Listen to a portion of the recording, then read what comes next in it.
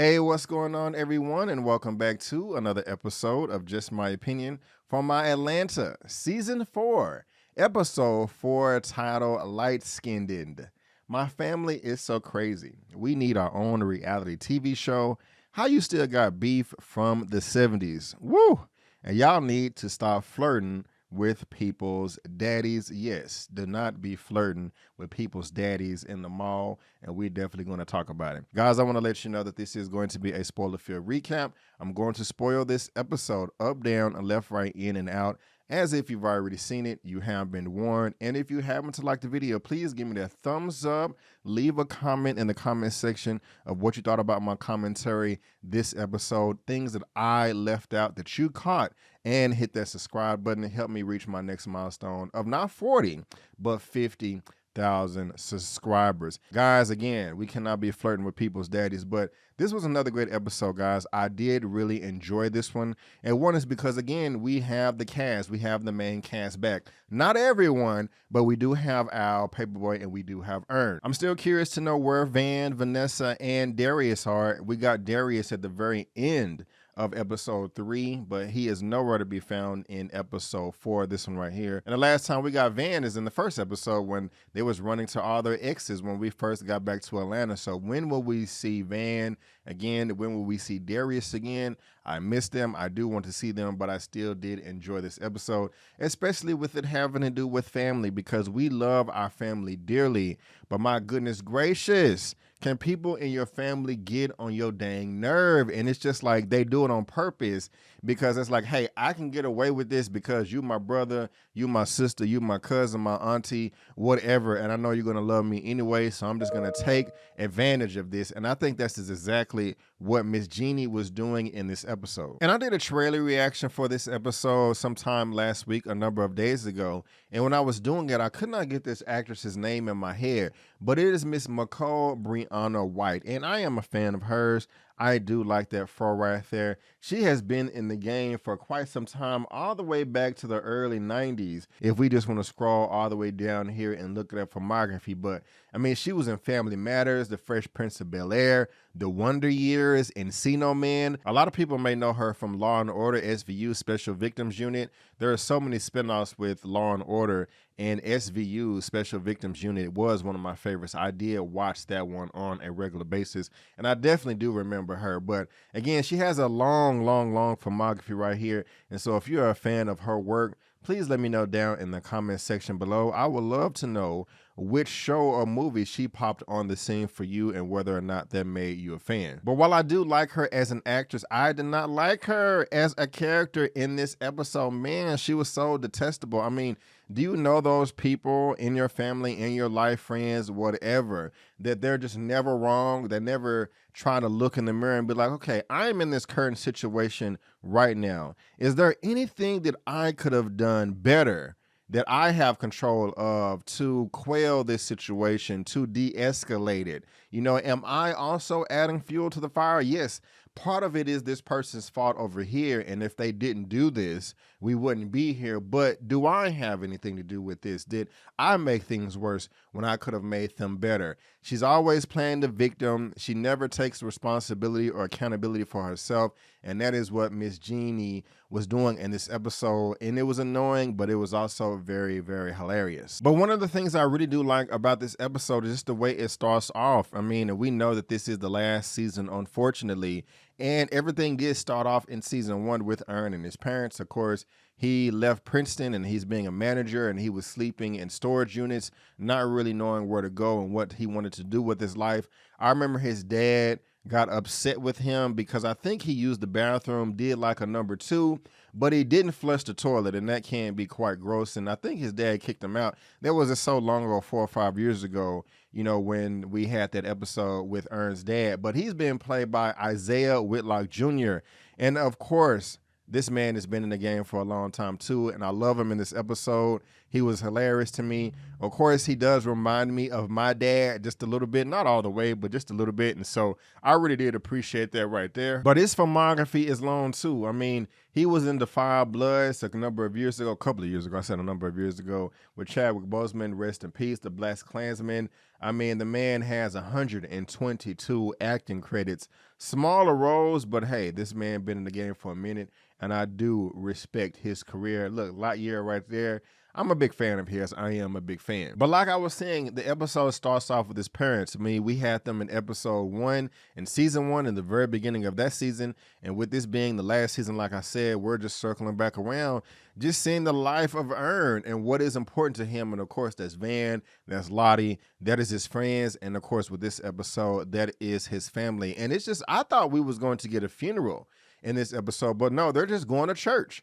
And he was picking up his mom, and his dad is like, you know, hey, I'm busy doing my thing. And his dad was chilling. His dad was like, look, I don't know y'all right now. I got my 3 hours every Sunday.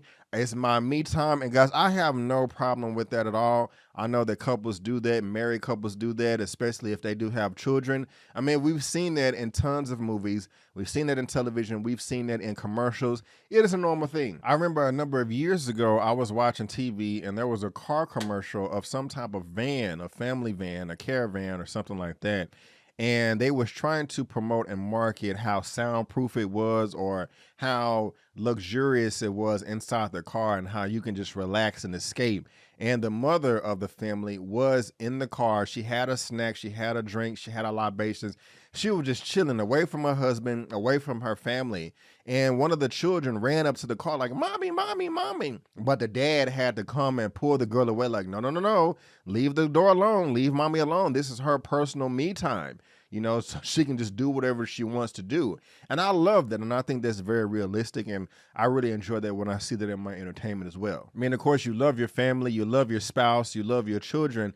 But sometimes you just want to get away, whether it's 3 hours a day, a weekend, hopefully not a whole weekend, but, you know, just a couple of hours a day to where you don't have to be responsible for nothing, but just sit on your butt and relax. No mommy duties, no daddy duties, no wife, no husband duties. Just chill. And I think that that's fair. I think that that should be communicated and conversed across the board between all parties. And I think that it can help maintain some healthy relationships. And so that was just funny to me that Ernests' dad had no care in the world. It's like, no, leave me alone. I have my routine. I'm going to do what I want to do. I mean, my mom, I'm staying on this for a long time. My mom has that, especially before the pandemic. Saturday morning, she would just wake up and she would just do her own thing. She would go shopping here, go to the movies by herself, do this, do that, and she would have the best time in the world. And my dad would do it too. My dad, he would have his times where he would go to the casino and do this, but then they come back to the house together and they're together and live happily ever after. So I love all that. But I was saying to myself, I was able to relate to this episode in a number of ways because we all have that family drama. And I do have a sibling and I love him dearly. I mean, there's nothing that I would not do for my younger brother. However, I would just say to myself, man, I just hope and I pray that me and my brother never get to this point right here to where we're older and we're still not able to talk. We're still not able to communicate, especially when it has to do with other family members and our parents. I mean, they're going to church right now and Ern's mother was just like, hey, I am going to go pick up your auntie and your father, grandpa. Oh, Ern, like, are y'all talking now? That's great. Yeah, we decided to talk again. I'm trying. And you could tell that she was very, very frustrated. But she was like, I'm going to kidnap my dad. And it's just crazy that she would have to do that. But just sometimes people in your family, that can be just difficult to deal with. I mean, why do you have to supervise your sibling to see his own father? That doesn't make any sense. That's just a slap in the face. You know what I'm saying? Like, it'd be one thing if it was a toddler and it was yours, but, you know, this is her dad too. You know, she has the right to see her dad if she wants to. We don't know if she did anything in the past that was nefarious or just irresponsible, negligent, like didn't give him the medicine when he was supposed to take it. And that required, you know, that caused him to go into cardiac arrest or had to be rushed to the ER or something like that. We don't know, but I'm going to give Ern's mother the benefit of the doubt. And I like her too. Her name is Myra Lucretia Taylor right here. And I don't know. It was just something about her that I really did like in this episode. But I was laughing my ass off when they pulled up to the church and peep game like, oh, you really about to do this? And she just sped off. Like, damn, I don't know what to do with this. I don't want nothing to do with this. I don't know what to do. This is crazy. Y'all are some grown ass men. Y'all are some grown ass women. Y'all shouldn't be acting like this. And of course, the church scene was very familiar with the praise dances and all of that good stuff. But it was funny. Ern is just trying to make up excuses like, hey, maybe, it is packed in here. Maybe they had to go to the overpass parking. Like, why? All she had to do was use daddy's handicap sticker and we could have parked at the front. Now, I don't understand this. I'm assuming that Ern was going to get some type of Uber. And I know that's a thing now, but I just don't be Ubering around like that. I mean, I guess because I'm blessed enough to have my own car and driver's license. But I mean, he would just, I'm assuming they got an Uber and he was about to leave and, go to the studio. But you can kind of just tell that Janine is an evil person, or not. Just, if I don't even want to go as far as just saying evil, that she does have some type of complex. And I guess that's the title of the episode, and we're definitely going to be getting in there with all the colorism that, had to go with, hey, you guys really don't like me because I'm light-skinned. But she was really pissing me off when they got to the studio. First of all, it was funny to me that Paperboy, I can't even talk today, Paperboy, Al, Brian Tyree Henry was whooping old dude in the Uno. Now, again, I feel like that, who is that guy that he was playing Uno with? I just kind of feel like that's just some famous person that I should know. Please let me know down in the comment section. But the way that Janine was coming in there, boss hogging the land, telling everybody what to do. That's not your studio. Everybody get out. This is a family emergency right here. Get out. Now. It's all about me. It's just like, I can tell why your family don't like you, because you're going around acting like this, screaming and getting on people's nerves, but then when they get confused that you're getting on people's nerves, like, stop it. But let me not jump too far ahead, because there were some things that Aunt Jeannie was doing in the car on the way to church that was annoying me. When she was asking about Lottie, okay, that's fine, and you can ask about Van, but asking these personal questions like, oh, why didn't you marry her? And da-da-da-da-da. For some reason, and of course, not all women do this, not all women do this, not all women do this. But some women out there, they make the assumption, they make the conclusion that their daughter, their niece, their granddaughter is just a perfect angel, is the perfect candidate to walk down the aisle and get married, and whoever they're dating is just crazy ludicrous if they decide not to propose and marry them for the rest of their life. And that's just all the vibes I was getting when first of all, it's annoying. You don't know the whole situation. Of course, I'm thinking that Van, is a nice woman, but this is not always the case. I mean, I'm just thinking personally, one of the reasons why my homeboy right now is married now, but he has 2 children. The mother of his first child had another child by another man. And one of the reasons he didn't marry her, because he was like, Brandon, she is just not a good disciplinarian to her child. She lets her child run around and do whatever he wants. He talks back. He's rude. He's disrespectful. And if he's talking to his own mama that way, how do you think he's going to talk to me? He's not going to want to listen to me. And if I'm doing this, I'm doing that. I'm not finna, be the stepdad and you disrespected me. And it was other reasons as well, but I just remember this like it was yesterday. He was like, that's one of the main reasons why he wouldn't, propose to her. And so, but he ended up marrying somebody else and he's living happily ever after now. And I remember him telling me that the mother of it could have been his mother-in-law, but he didn't marry her. She was asking questions like, why don't you marry my daughter? When are you going to marry my daughter? What's wrong with you? Da-da-da-da-da-da-da-da-da. And he just like, because, he don't want it. It could be a number of reasons, but I'm just saying a lot of women, not a lot of women, but some women just, again, make this assumption that the woman is just a perfect candidate, just a perfect angel, and ain't nothing wrong with her, at all. And again, those are just the vibes that I got in the car, and it was very, very annoying. And also, going back to the mall with Ernests' daddy, it was just so funny. Hey, man, look, if you want, and again, he didn't even have his phone in his hand like this because he had Bluetooth, but I'm going to just do it anyway. Look, I'm telling you, man, if you want more HR hours, you got to talk to Nancy in the HR department. That's what I do. I'm trying to get like you, man. Yeah, I'm at the mall right now. I'm trying to get that new phone with the night vision. What? kind of phone you need with night vision? I mean, is it that serious? You know, they got the iPhone 27. I just kind of thought that was funny as well. You know, like he was walking, he reminded me of my dad in a number of ways. But it's also just that old school man where they had a certain outfit. They got the shoes, they got the hat, which we'll talk about in a second. And they really do get excited with the new technology. I mean, he had the Bluetooth in his ear, and he also was trying to get the new phone and stuff like that. You know, it was just kind of funny to me. And I was able to resonate with that on a number of levels. And I also left something out at the beginning. It was funny. The first lines of dialogue in the episode was where Ern's mother was like, hey, I love your hair now, baby. And earlier, it was looking horrible. I wanted to strike a match to it. And, you know, I'm rocking the braids now, still getting used to it. But that is exactly what my mom was saying to me. Brandon, get your hair done. You look crazy. And so I was laughing at this, you know, able to relate some things to my mom and my dad. So really feeling the episode. But again, it was funny. I mean, like, what kind of mall hours are this, like, to where it's open to everybody else or just not open to the kids? Like, I don't know how that works because, I mean, I don't know. Like, he was like, oh, church let out, so only people at the mall are churchgoers. I really don't understand that, but it was still funny to me. I mean, he's getting his shoe shine. He's just chilling in the mall. There's nobody there, so he just having a field day on his little schedule, trying to open the car, you know, like, hey, I kind of just want to sit in this and, you know, relish just a little bit. It was just very, very funny to me, just the small things that he was able to appreciate it with his freedom in 3 hours every Sunday. But going back to Aunt Jeannie at the studio, oh my God, this family, everybody's against me. Oh my God, Cat Williams, put on Pearl, put on Gloria. Y'all, Gloria has kidnapped Dad. And you saw the response from everybody. Like, even Al know what's up. Like, oh Lord, here go Aunt Jeannie again. Of course, but Ern was doing that the whole episode. All the siblings are laughing on the phone. And Gloria, the mom, Ern's mom, you know, she just not saying a word or whatever. And it's just crazy. Here we go. Like, I know why y'all don't like me. Y'all haven't liked me since I was kids. It is because I was light-skinned. And they just bust out laughing, and I'm laughing too, like, ma'am, that is not the case. We don't like you because you're evil, and we saw what she said.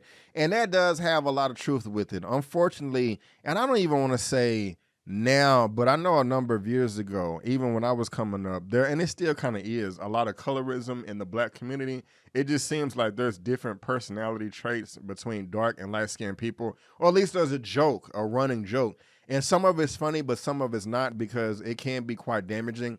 Unfortunately, when there are younger girls, especially from broken homes, that just don't have a way into anything. I've seen it before where they have made fun of light-skinned girls or mixed children, one because of their hair, the skin color, a number of things. And it can really be damaging to someone's psyche. I don't know if that's the case here, but at the same time, you do have those out there that are very, very delusional. And I think that's the case with Aunt Jeannie right now. I mean, she is a cuckoo for Cocoa Puffs, because at first she was like, hey, y'all don't like me because I'm light skinned. And then she said like another reason. It seemed like she kept just moving the goalpost. And that was just messed up, saying, Dad don't even remember you. He didn't show up to graduation. He didn't show up to prom. He didn't show up to this. He don't even remember you. Why would you say something like that? Just because you're not getting your way or something that you want to bring up a dark past just to hurt somebody else. Of course, that's why the family don't like you and they want to keep you away and all this and all that. And you playing the victim, you're just a horrible person. And that's just really messed up. And she's kind of rotten to her core. And she's at least 40, 50, I'm going to say 50, 60 years old in this episode, the character she's trying to play. And that's just horrible. I mean, I doubt that she has any children. I don't even want to go there. And I did, but she's just an ugly, ugly person deep, deep, deep down inside. What would really have been funny is when she was in the studio and Aunt Jeannie was acting all hysterical, and the dad would have been like, hey, I know where I am and I know who I'm with.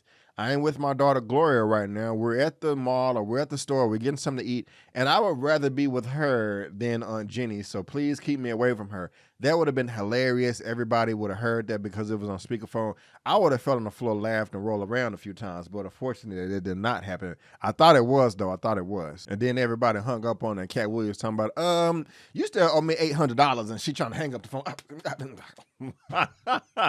But man, why did Ern Daddy let this mall associate, this saleswoman, pimp him into buying a hat? I'm like, man, stick to your schedule. Get out of there. And she gonna pull out the secret hat. I'm just like, oh, that just really bothered me. But what really pissed me off the most was this teenager that was just so disrespectful. is I just don't believe that, y'all. That's just not realistic to me to have a young teenager that is that disrespectful. I mean, I wanted to jump through the screen and beat his ass myself. Like, are you serious? And this is the guy right here. His name is Kelvin Hodge. Teenage boy. Somebody whoop his ass. I do not like his character talking about this nigga right here reminds me. Are you serious? That's how you talking to an Elliot. What's up, Pop? No, sir. Like, wow. That's I just don't I cannot see. Maybe I'm sure it is, but they made it sound like it was just really common, but that pissed me off. I really want Ernests' daddy to knock his ass out or somebody to come over there and just lay him. Like, I'd have been pissed too. That really did bother me. That really did rub me the wrong way. It was also funny that Ernests' granddad was like, hey, yeah, I know where I'm at. I'm in Egypt and I've been here 2 weeks and just kind of mess up the whole thing. Now, also, I've heard of the rapper Bobby Shmurda before, but I'm gonna be honest with you guys, I don't know much about him. But when they were at the studio trying to find that secret exit, that was funny how they just casually walked out. But they said that Bobby Shmurda used this exit too when he was recording her for a month. First of all, why do you have to build a secret exit when you're only recording her for a month? But he had the FBI and 3 baby mamas around him. And it seemed like it worked. Well, and no, it didn't work because they said it didn't work for him. But it was interesting. I don't know the deeper meaning to this, but the associate or the employee at the studio was like, look, it will work. She won't see you. You can't look back though. You can't. This is how it works. Not even a glance. And they just walked away casually and didn't get caught. And I'm just thinking to myself, is that like some type of sign off or signal that this is the last season? The episode is ending, the show is ending, and we can't look back anymore. I don't know. I mean, like leaving your past behind, you know, I mean, it's just so much. I'm thinking of Sodom and Gomorrah, the Bible story in the Bible, you know, when she looked back and turned into like a little pillar of salt. I'm just thinking all types of things right now, but that's just kind of interesting to me. You know, this show has a lot of Twilight Zone aspects, and she was like, hey, you know, don't look back. This is how it works. Like, this is how it works. You know, so y'all fill me in on that. I'm very, very curious to know. I wasn't able to piece that together. Aunt Jeannie was even on the phone with the cops, calling other cops, talking about, I want you to arrest my 2 nephews. That's just crazy. Crazy woman. But I'm happy for Ern, though, because he finally got something to eat. You know, they're at this restaurant, some type of Golden Corral or Chili's or Cheddar's or something like that. That's just what I was thinking of. But I really felt bad for Ernests' dad when he was in the car, and he just felt so disrespectful by them teenagers, and it was showing in his face and body language and mannerisms at the table. But again, this was crazy to me. Like, I don't understand why it was such a big deal to bring the bread over. Bring the bread. I mean, like, he got mad, that Ernests' dad got mad and hit the table, and that's not good right there. You don't want to just create some type of scene, but what's the big deal if you did not give them bread? Just bring them bread, whether you got to wrap it up or not. I don't even know if I would have said all that, but I don't blame Ernest's mom anyway, but I just kind of thought that was crazy right there to me. And the thing is, this was a family gathering at the table, and you want to keep the peace. I was kind of frustrated with Ern too when she was like, oh, that was great dinner. And he was just like, that's not dinner. This is 5 p.m. Like, what do you gain by saying that? Okay, if it's not dinner, it's not dinner. If you want to eat later, you can eat later. It's not like just because she's saying it's 5 o'clock and this is dinner that you're not allowed to eat anymore, to where your mouth is going to magically close and not open back up until 8 a.m. the next day. It's just like, it's crazy because a lot of people a lot of people in the family, like I know our families, in your family, people will just throw these little shots and jabs out there. And it's just like, why say something annoying like this? Let's keep the peace. Let's just enjoy this meal. And it was funny though. There was some more. The meal was good. I looked at her plate. It was full. I was like, what did you eat? Like 2 peas and a 1 piece of meat? But yeah. And again, I just feel sorry for Ernests' dad. The teenagers in the show sucks. And yeah, it just kind of bothered me. But, you know, we got one more line of dialogue from the grandpa at the table. I don't remember what he said exactly, but I really did like this episode, guys. The only thing is I kind of wish we would have had Van and Darius in it. But other than that, you know, I really did enjoy it. I had a lot of fun, and I was able to relate to a lot of it as far as family drama is concerned. Aunties, uncles, mothers, fathers, grandpas, grandmas, you know, just people in your family that can get on your dang nerve. And also, please, guys, let me know, what did I leave out in this episode? Let me know how my commentary was. Let me know all of your thoughts, Easter eggs, all that good stuff. Bobby Shmurda and the Exodore, I want to know all of that. But guys, that is just my opinion, and I want to thank you so much for tuning in. If you did like this video, please go ahead and give me the thumbs up and subscribe to the channel, helping me reach my next milestone of 50,000 subscribers. And again, if you do subscribe, you're going to get movie reviews, spoiler movie reviews, series reviews, a weekly movie news roundup show, interviews, She-Hulk television show, Power Book 3, Rings of Power, Mike Tyson Hulu, and also some fresh out of theater reactions. But guys, again, I just want to thank you so much for tuning in. And before you go, don't forget that my name is Brandon Keith Avery, and that's just my opinion. Peace.